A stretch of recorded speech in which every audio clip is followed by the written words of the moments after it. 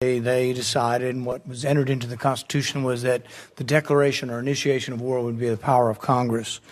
Now, we have many advocates, many of whom are here today, who have been advocates for an expansive notion of presidential power. They often argue that wars are not really wars, that they're kinetic actions or drug busts. I think, though, if you reverse the circumstances, it becomes very difficult for these arguments to hold up.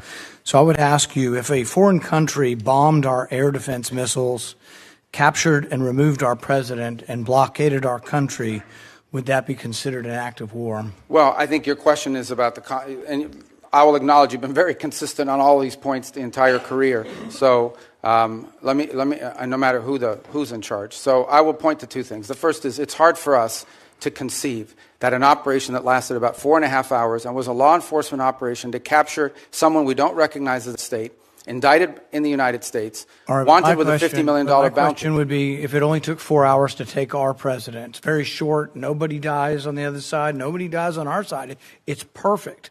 Would it be an act of war? We just don't believe that this operation comes anywhere close to the constitutional definition of war. But would it be an act of war if someone did it to us? Nobody dies, few casualties, they're in and out. Boom, it's a perfect military operation.